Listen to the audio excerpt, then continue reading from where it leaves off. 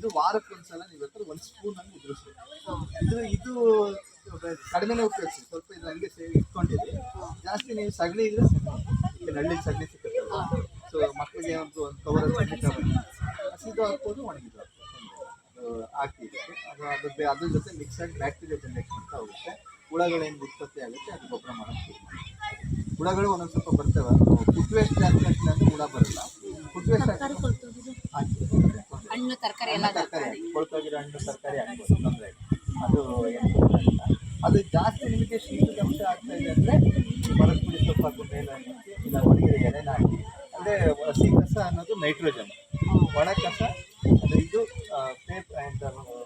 Paper ಇರ್ಬೋದು, ಆಮೇಲೆ ಇದು ಮರದ ಪುಡಿ ಇರ್ಬೋದು, ಮಣ್ಣು ಇರ್ಬೋದು, ಅದು ಕಾರ್ಬನ್. ಸೊ ಅದು ಹಸಿಗೆ ಬ್ಯಾಲೆನ್ಸ್ ಮಾಡೋದು.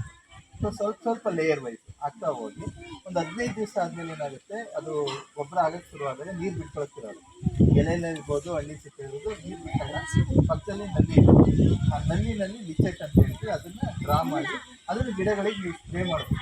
ಬಾಟಲ್ ಬೇಕಾದ್ರೆ ಶೇಖರಣೆ ಮಾಡ್ಕೊಂಡು ಅದನ್ನು ಡೈಲ್ಯೂಟ್ ಮಾಡ್ಕೊಂಡು ಗಿಡಕ್ಕೆ ಸ್ಪ್ರೇ ಮಾಡ್ಬೋದು. ಇಲ್ಲ ಅಂದರೆ ಡೈರೆಕ್ಟಾಗಿ ಗಿಡಗಳಿಗೆ ಹಾಕ್ಬೋದು.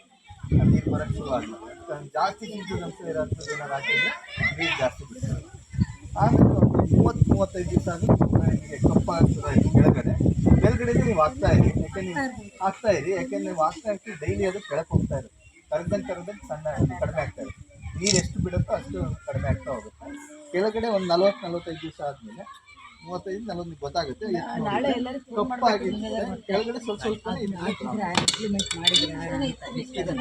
ಇರ್ತದೆ. ಇಲ್ಲಿ ಪ್ಲೇಟ್ ಇದೆ, ಈ ಪ್ಲೇಟನ್ನು ತೆಗಿಬೋದು, ಮತ್ತೆ ಹಿಂಗೆ ಹಾಕ್ಬೋದು.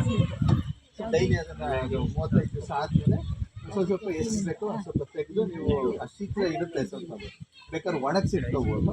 ಇಲ್ಲ ಅಂದರೆ ನೀವು ಡೈರೆಕ್ಟಾಗಿ ಮಕ್ಕಳಿಗೆ ಇದೊಂದು ಅನುಭವ ಆಗಬೇಕು. ನಮ್ಮ ಉದ್ದೇಶ ಒಂದು ಕಂಪೋಸ್ಟ್ ಇರೋದು ಹೆಂಗೆ ಅಂತ. ಅದರಲ್ಲೂ ಈಗ ನೆಕ್ಸ್ಟ್ ಅವರೆಲ್ಲೋ ಸಿಟಿಗೆ ಹೋಗ್ತಾರೆ. ಸಿಟಿಗೆ ಹೋದಾಗ